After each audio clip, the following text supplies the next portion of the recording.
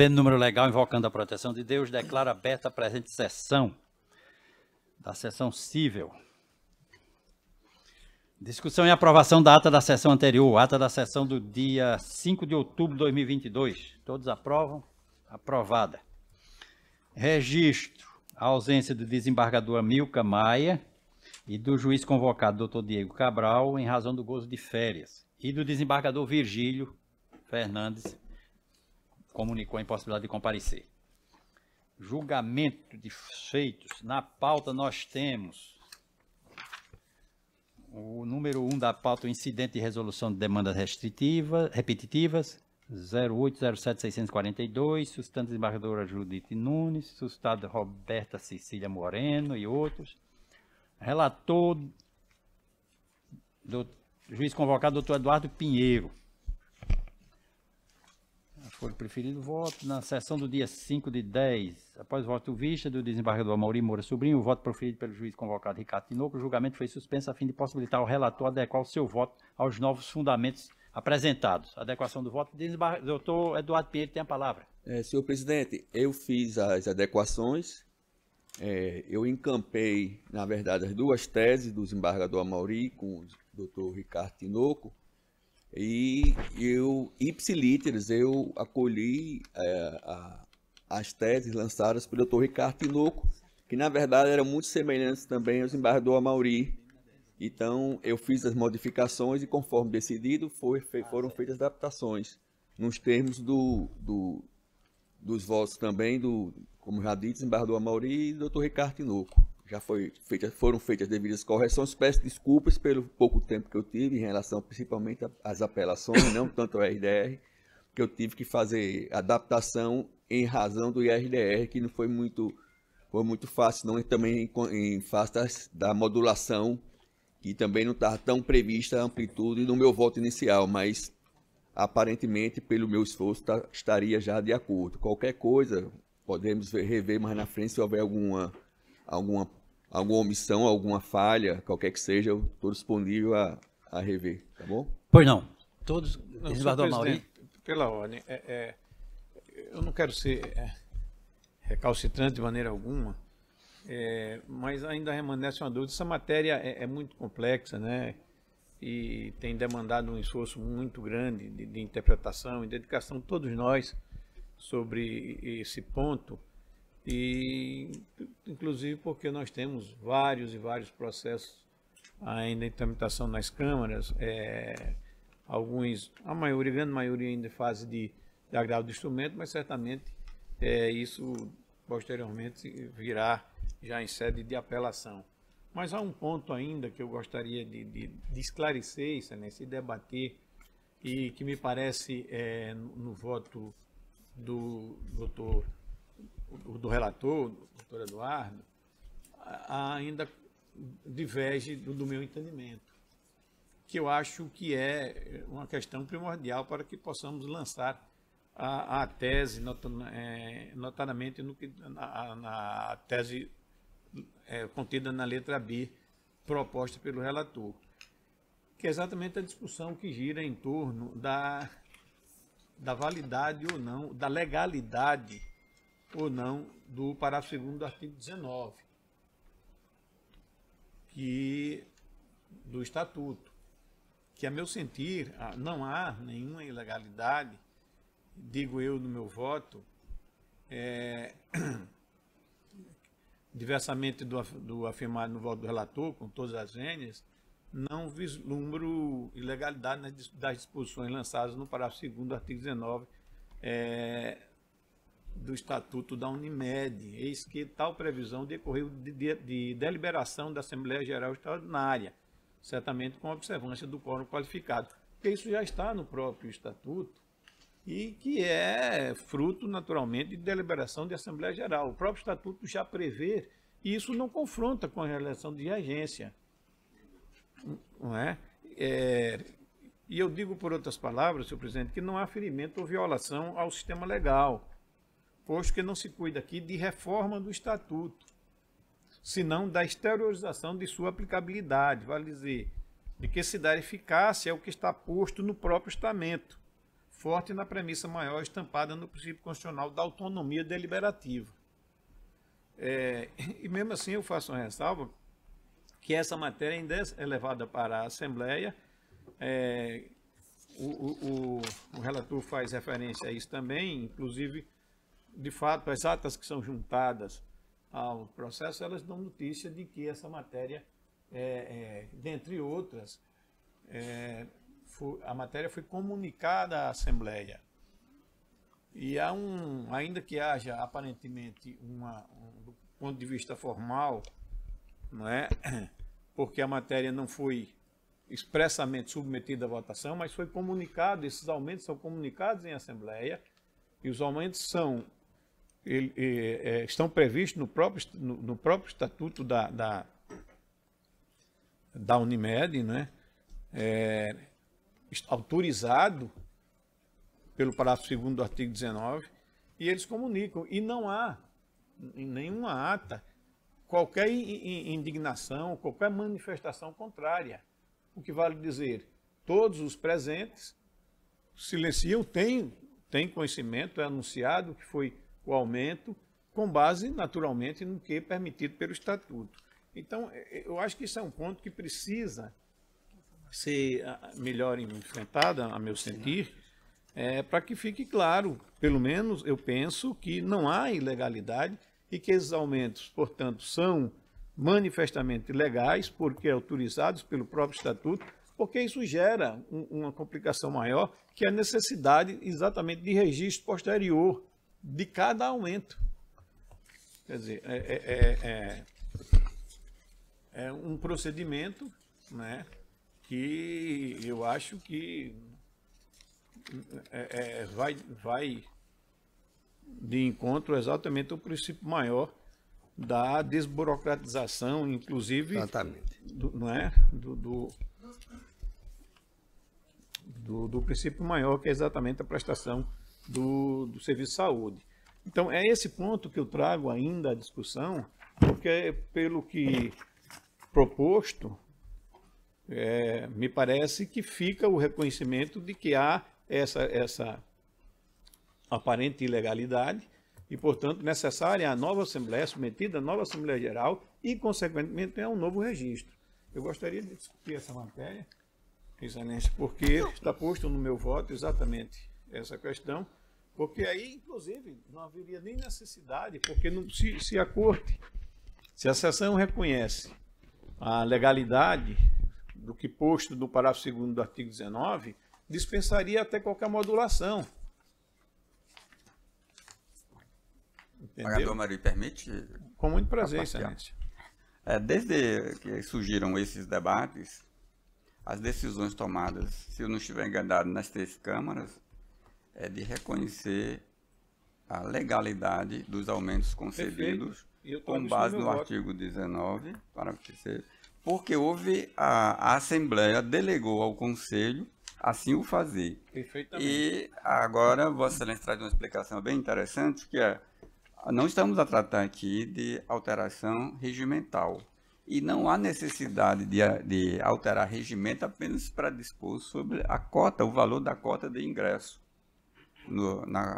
pelos cooperados.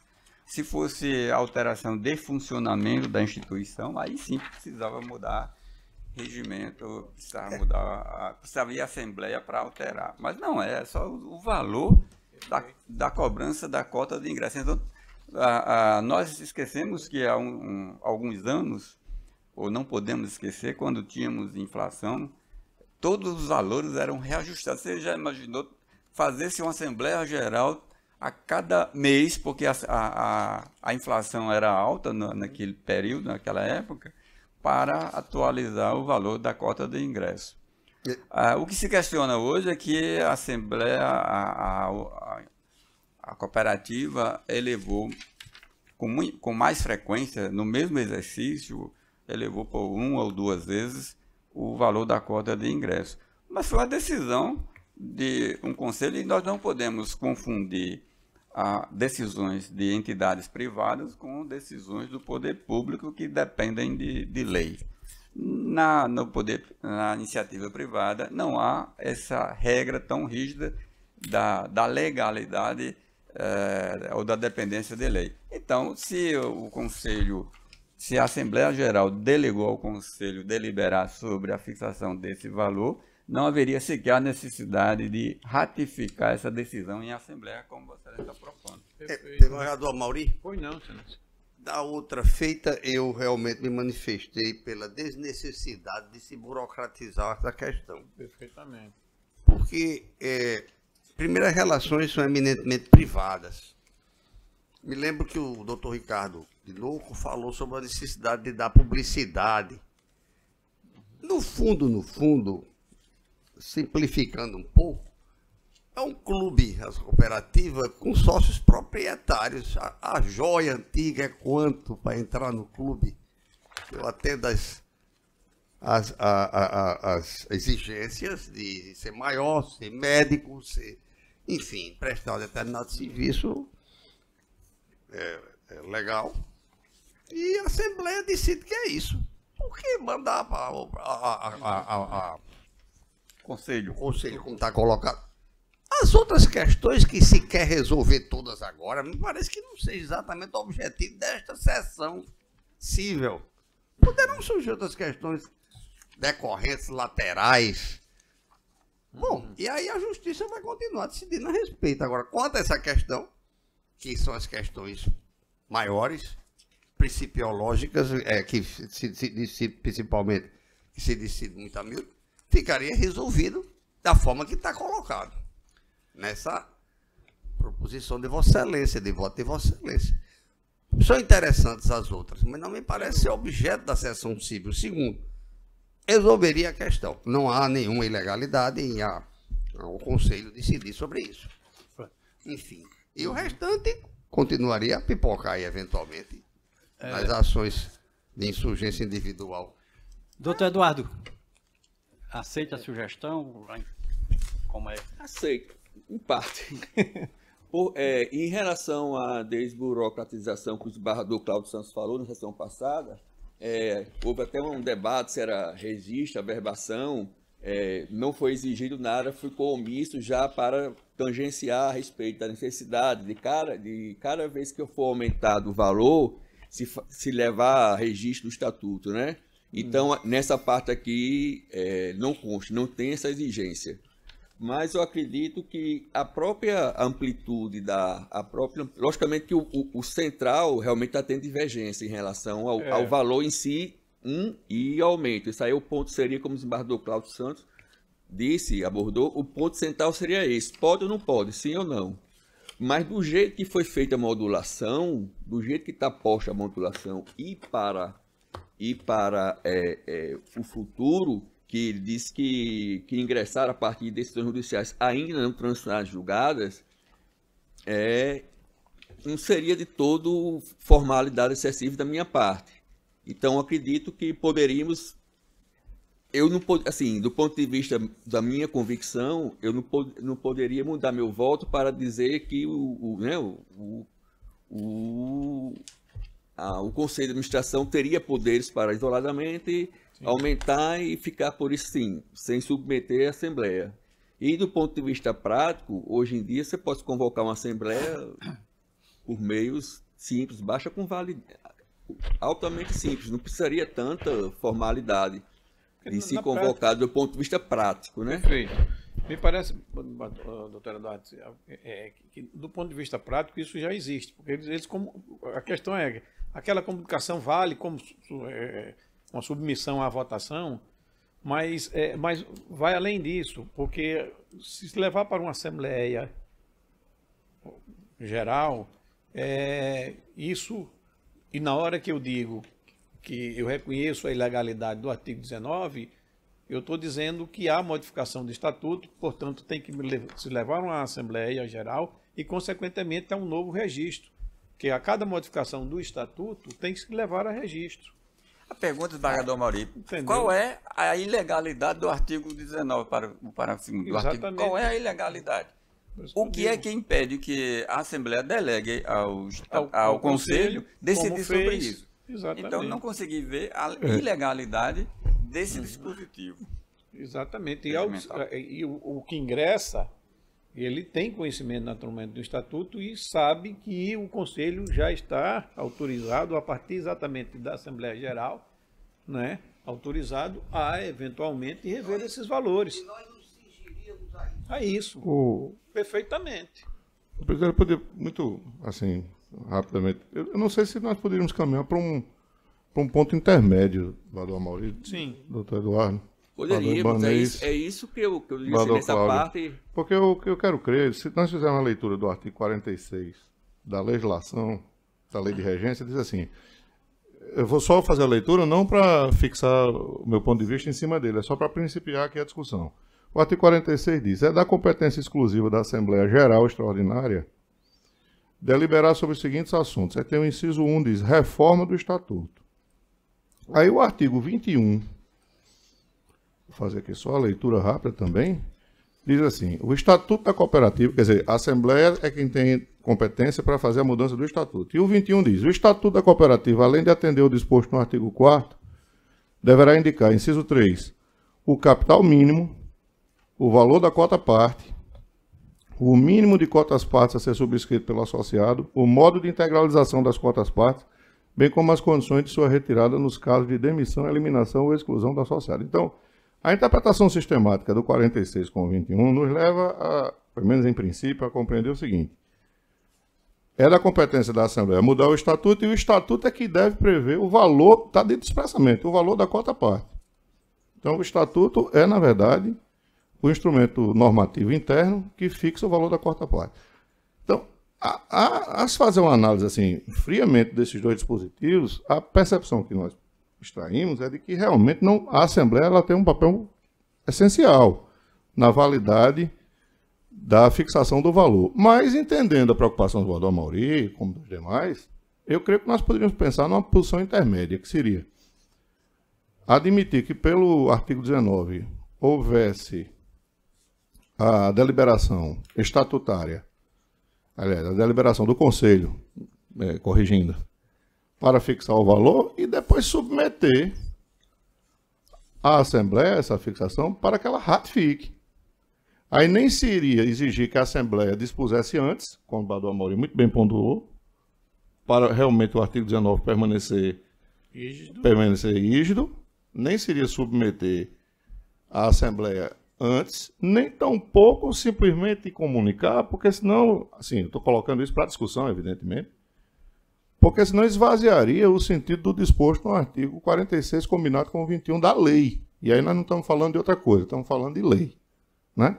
Então, seria uma forma de buscar um consenso e aproveitaria tanto a disposição estatutária do 19, como manteria válida, eficaz e assim, vigente a interpretação extraída dessas duas disposições aqui que eu acabei de mencionar. Não sei se isso aí resolveria, porque daria autonomia ao Conselho no sentido de fixar, inclusive para desburocratizar, considerando inclusive os argumentos do Bador Ibanez, que nós não estamos falando de um ente público, estamos falando de uma cooperativa, como o Bador Cláudio também ratificou, mas também não esvaziaria o sentido normativo da legislação que se aplica à espécie, ou seja, faria com que a Assembleia ratificasse em momento subsequente aquilo que o Conselho deliberou. Eu trago isso como proposição para discussão, evidentemente submetendo aí a apreciação do relator. Doutor Eduardo.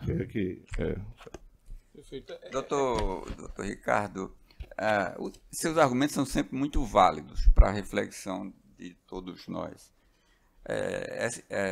Minha pergunta está justamente associada a seus argumentos.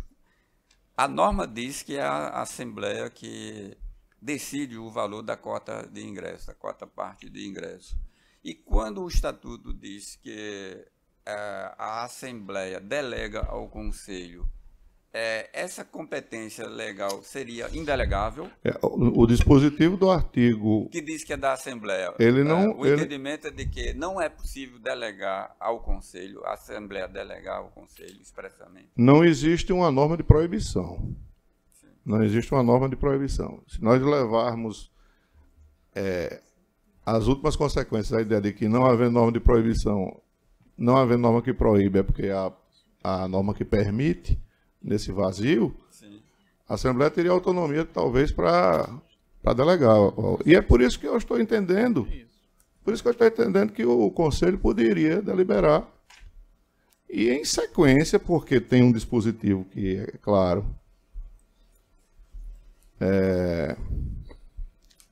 na norma, quer dizer, há uma norma que diz que é da competência exclusiva. Não, o artigo 46 diz, viu, Bador, fazendo a leitura mais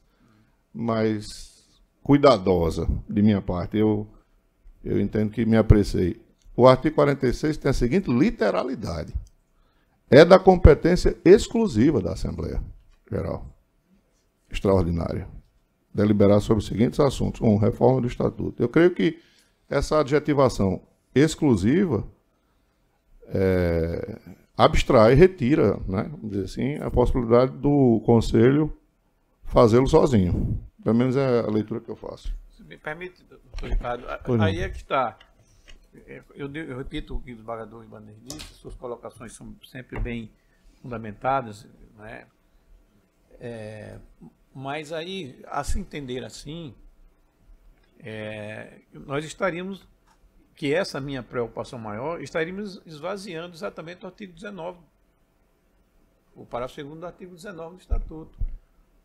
Porque ali, a Assembleia, que tem de exclusividade da Assembleia, tudo bem, mas foi a própria Assembleia que colocou no Estatuto. Da delegação. Exatamente, essa delegação, com base no princípio da sua autonomia. Caberia uma ação declaratória de nulidade desse dispositivo? Mais simples, não é? Desembargadora Zeneide. Presidente, Convocar uma Assembleia toda a vida para um negócio desse, se ela E deliberação registrar. já no sentido de delegar. E registrar, porque a cada Ah, momento... Entenda a preocupação do... A proposição que eu fiz foi só a Assembleia para ratificar, mas o doutor Eduardo é o relator, né? Pois não, desembargadora Zeneide pediu a palavra. presidente, que desde aquele outro momento que foi analisado esses dois processos, que eu já tinha até me acostado ao voto do relator. Hoje, com os fundamentos postos pelo desembargador Amaury e demais, eu ainda não estou bem para definir o meu voto.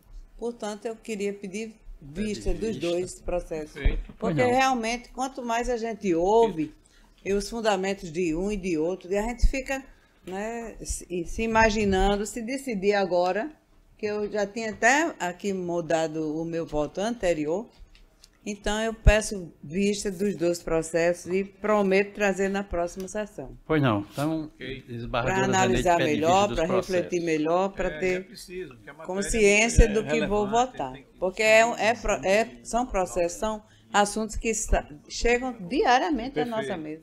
Exatamente. Isso. Ok.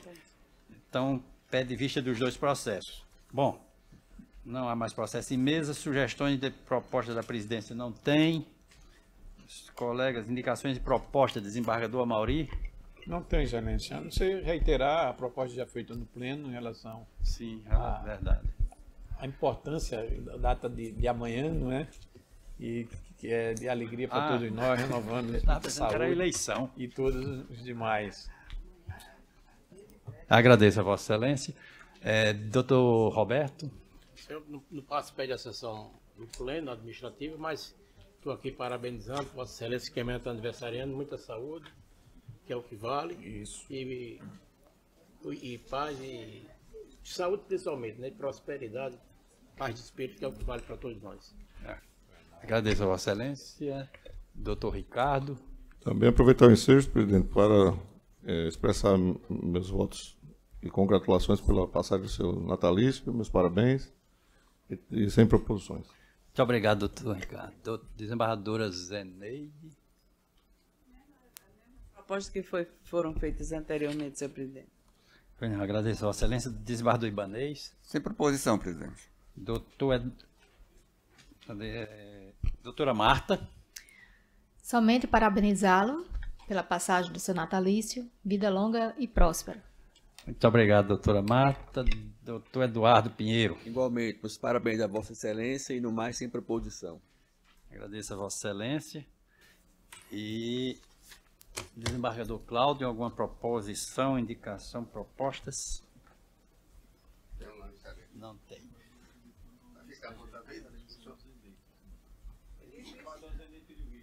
Pediu visto.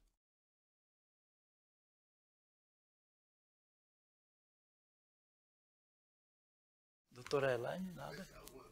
Só, presidente, renovar também os parabéns, né, para Vossa Excelência, com muita saúde, paz e alegrias. Muito obrigado, doutora Elaine. O relator de ato está nos comunicando que a desembargadora Judite Nunes mandou parabenizar os eleitos, bem com feito o registro. Bom, nada mais havendo a tratar, declaro encerrada a presente sessão. Muito obrigado.